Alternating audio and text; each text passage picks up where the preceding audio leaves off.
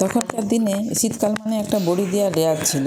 এই নতুন যখন বিউলি কলাইগুলো উঠতো সেই কলাইয়ের বড়ি দেওয়া এবং সেটাকে সারা বছর সংরক্ষণ করার রীতি দেখেছি আমি মা ঠাকুমাদের কাছ থেকে। পরবর্তীকালে যখন বিয়ে হয়ে শ্বশুরবাড়িতে এসেছি, শ্বশুরবাড়িতেও দেখেছি আমার শাশুড়িকে এইভাবেই বড়ি দিতে। তো সেই মতোই দেখো এখন তো শীতকাল পড়ে গেছে, তার জন্য নতুন বিড়ি কলাইও নিয়ে এসেছি, সেটাও তোমাদের সঙ্গে শেয়ার করেছিলাম। এরপর কলাইগুলোকে ভাঙিয়ে ভালো ভিজাই দিয়েছিলাম আগের দিন রাতে। তো কী বলো তো, পরের দিন রোদ উঠবে কি না সেটা তো আর ভালো করে বোঝা যায় নাই। তো যাই হোক ভিজাইতে দিয়েছি, তাহলে বড়িটা তো দিতেই হবে।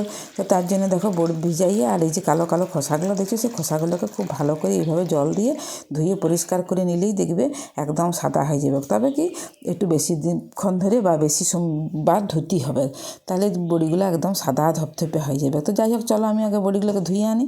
ভালো বড়িগুলোকে ধুয়ে নিয়ে আসিছিলে।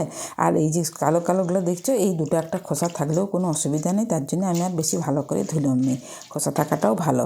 আর একটা জিনিস তোমাদেরকে দেখাই, এই বড়ির সঙ্গেই কিন্তু আমি দিয়ে দিয়েছি অল্প একটুখানি মেথি। এটা দেখতাম আমার শাশুড়িকেও দিতেন, তার কারণ হচ্ছে মেথির একটা আলাদা স্বাদ এবং আলাদা একটা গন্ধ আছে।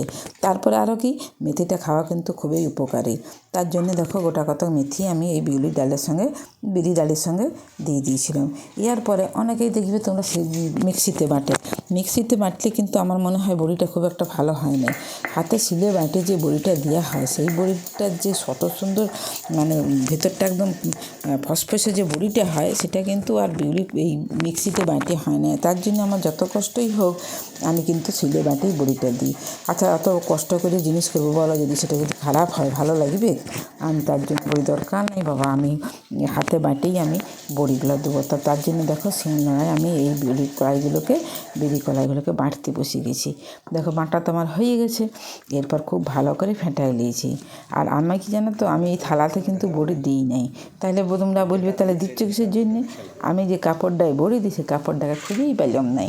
তাহলে এবার নতুন করে কাপড় আনাতে হবে, সেটাকে সাবান দিয়ে ভালো করে ধুইতেই হবে, তাহলে দেরি হয়ে যাবে, ততক্ষণে রোদ পালাই যাবে। তাই বড়ি থালাগুলোতে আজকে দিয়ে দেখো ভালো থালাগুলোতে আমি তেল বুলাই নিয়ে আর একটা একটা করে এইভাবে বড়িগুলোকে দিয়ে দিলাম। তবে একটা কী জিনিস জানো, ভালো রোদ দিই নেই।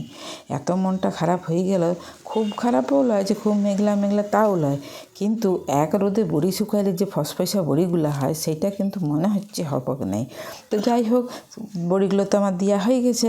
আর আমাদের ওইখানটা কতটুকু রোদ প্লাস মুরগি আছে, তো এক্ষুনি তছনছ করে দিবে। তার জন্য কর্তামশাইকে বললাম, ভালো এইখানে কিন্তু বড়িগুলোকে রাখা যাবে না, তুমি সানসেটটার উপরে বড়িগুলোকে তুলে দাও। আর ভালো দেখতে পেয়েছি রোদের যেন কোনো